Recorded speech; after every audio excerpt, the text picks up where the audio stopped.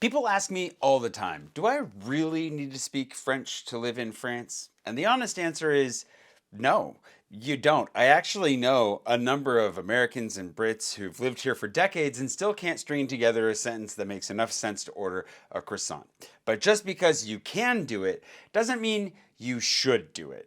In fact, it's getting harder to get long stay visas in France without at least a little bit of French, and in many cases, an intermediate level of French. And of course, if you want to get your French citizenship one day, you're going to need at least an intermediate level of French to even apply. I'm going to start with how you can indeed make it work living in France without French, but then I'm going to make the case for why you probably want to regardless. The first tip would be to move to a big city, whether Paris, Marseille, Lyon, or some smaller cities with larger expat communities like Aix-en-Provence. More and more people speak English even on a daily basis. Younger generations have learned it through school, obviously, but then the internet has had a huge impact, whether Netflix or Fortnite or who knows where they're learning their English, I don't know.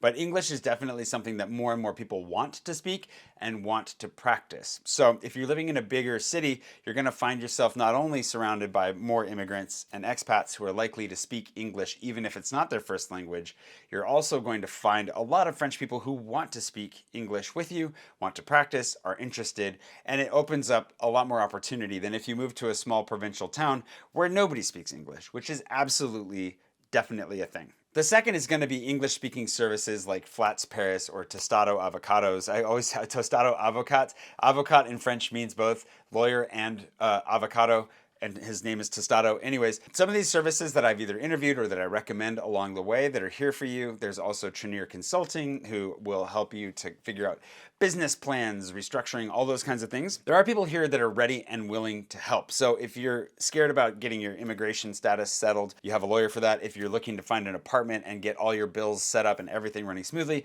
you have Flats Paris for that. And if you're looking to set up your entrepreneurial setup, whatever that's going to look like, or you have all kinds of other financial questions about how the system in France works, Trenier Consulting can help you with that, right? Like there are people here that are going to be able to plug you in and really help to cut through some red tape and take off a load of that stress for you to a certain degree, but nobody's going to be able to do it completely. And the third, that's really helpful when it comes to emails and text messages, written text in particular, is going to be the AI chatbots. We live in a world full of AI bots that are actually really good at translation work, writing very nice emails, understanding them, summarizing them, and obviously the spoken version of this is happening really quickly as well. I personally would not fully trust them with my life. If you've used any of these bots before, they can all remain nameless, but you know they hallucinate. You got to check them. One of my friends likens it to having a drunk coworker. You always want to check their work and maybe challenge them on some of their assertions, which is easy to do in your native language, dangerous to do when you don't know for sure what they're translating. So it does make things faster and easier when it comes to the actual written bureaucracy and just dealing with things in email and so forth, but it's not necessarily going to alleviate the stress that comes from answering the phone. And here's the thing, I'm going to come out and totally admit this and agree with you because I'm sure that it's going to come up. Learning French is not easy, right? Learning any language is not easy. There's a reason that it took you 8 years of your life as a child just to be able to repeat certain rhymes. And we tend not to give ourselves the grace that we're due as humans, even though as adults we theoretically should learn languages faster. Sometimes we get in our own way. But I know for me, even though I got a French degree, I plateaued about halfway through that degree on my French language ability, and it didn't really go to fluency until I lived in France. Because immersion is as good as it gets, but using your French conversationally, having somebody who can correct you regularly is incredibly important for language learning and moves the ball so much faster, which is why I'm so thankful for the paid partner of today's video, Lingoda. Lingoda is an online school that runs classes 24/7 to fit your schedule, because if you're looking to move abroad, you're probably super busy with a whole lot of stuff as it is, and you're going to need to fit in learning whenever you can into that schedule. They have live classes that can be one-on-one or small classes available literally 24/7 in French, all the way up through B2. They have structured classes, so it's not just hodgepodge, like you kind of talk a little bit and you lose the plot and you don't know where you are. They'll move you through that structure with really friendly teachers. I took a class with them just to check it out and see how it went. Sign up was super smooth. I got into a class within that hour that I was signing up for it. And if you use my link in the description, you can get up to 40% off with their current Easter sale and spend a lot of good time working, practicing, and getting that French up and running. And I'm going to tell you a lot of reasons here in a second why I really believe it's worth the investment. Thanks to Lingoda for sponsoring. Be sure to use my code at checkout or use the link below to get up to 40% off their Flex plan to remain flexible as you learn in their structured environment. Because here's the thing that kind of blows my mind. Learning French, of course, is not easy, but neither is moving abroad. If you want easy, moving abroad in the first place may not be for you. Like, everything is tough about this. And I'm going to be talking about this a lot more over the coming months just because it's a theme that keeps popping up. I made a vlog about it earlier this week. I'm sure it's going to surface in the future. I'm not trying to scare anyone away. I have benefited immensely from moving to France. In particular, Paris has given me so much, and I love it, and I would recommend it to anyone. But if you think it's going to be like taking an extended vacation, it is not. And if you came here once and you're like, I could totally do this, that's great. Just let's remember that moving abroad is hard. Language learning is hard. Language learning is worth it because it makes moving abroad easier.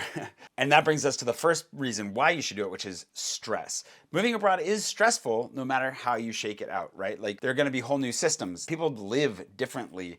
The things that you assume you know how they work, whether that's going to the doctor, the grocery store, just like ordering a pizza, might be, if not are guaranteed to be, at least a little different. And all those micro differences add up to quite a lot of stress. And if you add on top of that the inability to understand someone on the other end of the phone or someone you're standing in front of in a store, there's a whole nother level of stress that comes with just trying to figure out what's going on. So for your future self, when you move to France, do yourself a favor and learn some French. There are a lot of ways you can alleviate stress. Like, my patrons have alleviated a lot of my stress over the years, thanks to Debbie Salisbury, today's patron producer.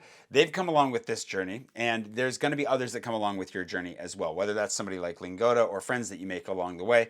Really putting in the effort to understand what's going on will reduce your stress levels. But learning and trying to learn will open doors to those relationships, which is number two. The more effort you put into learning the language, the more the doors will just naturally open for you. Again, there's no shortcut to building relationships in France. The French are a low trust society, so they are very, very much a family unit that then has some friends outside of that. And then they do make some friends outside of that, but it gets harder the farther from that central unit that you get.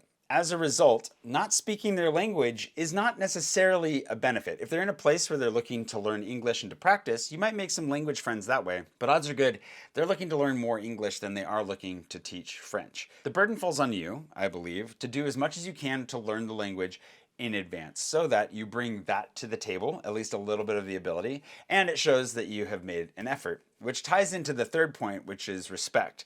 There's a level of respect that is visible in someone who is making an effort to learn the language and the culture of the place that they're in. When we show up and we think we can just import everything we know and it will work, it demonstrates a little bit of a lack of self-awareness, and that's something that stands out to people who see it all the time. There are a lot of people that come through Paris in particular, France, Europe as a whole, I'm sure, that show up, that think that everything's just going to be normal, freak out, don't really make any effort to connect, get frustrated with people not being the way that they expect them to be. They burn out and they leave. There are a lot of people that do not make it. There are a lot of people, for a lot of reasons, not always because they can't hack it. Sometimes money, I got kicked out of the country twice for just not having a visa that lasted and not having the money to make up for it. There are a lot of reasons why you might not be able to stay long term if you want to, obviously, but it's going to be a lot harder for you to build relationships, to get through a lot of relational situations, because like even with my bank, as an example of opening doors and showing respect, these two kind of mingled together, but the ability to sit down and really explain my situation years ago, this is something I actually wrote about in my new book, which you can order below. Please pre-order that book right now. But a lot of my experience in stumbling through French bureaucracy, getting settled here, all of that is in the book. And one of the stories is about how one of the French agencies came after me for a huge sum of money that I did not have at a very bad time. And I was able to go to my bank and structure a loan to basically secure things as I figured out what to do with this agency.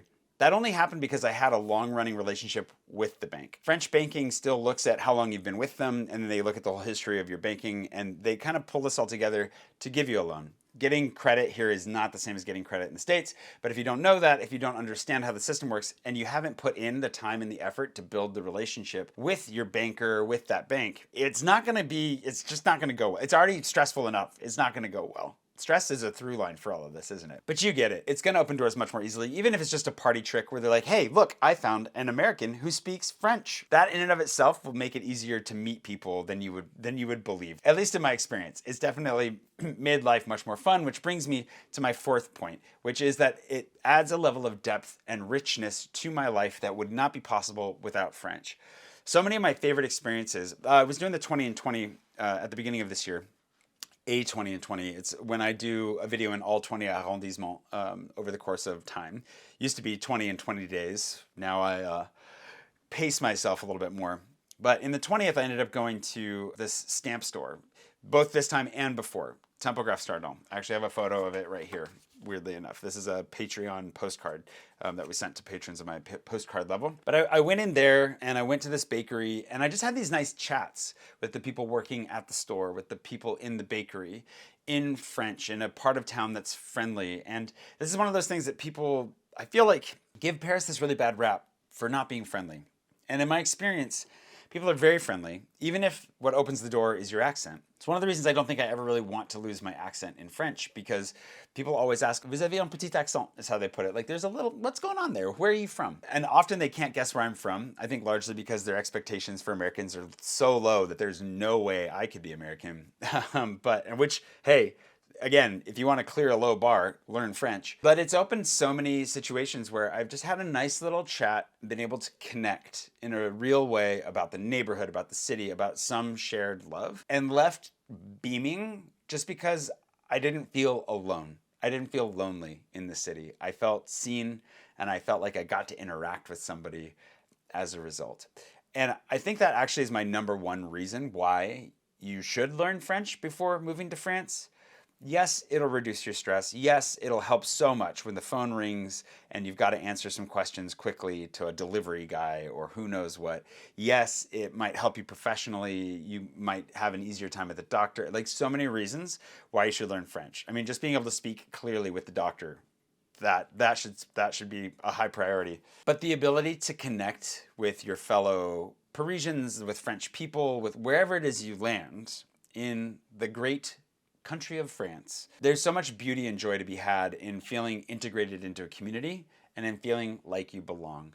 And I have never felt like I belong more than in those little moments shared in French over a counter or over a drink with strangers or with a new friend or with an old friend who still doesn't really speak English very well, and thought to myself, man, I didn't even realize we were speaking French that whole time. It's just part of who I am. That is a glorious place to get. You can get there too.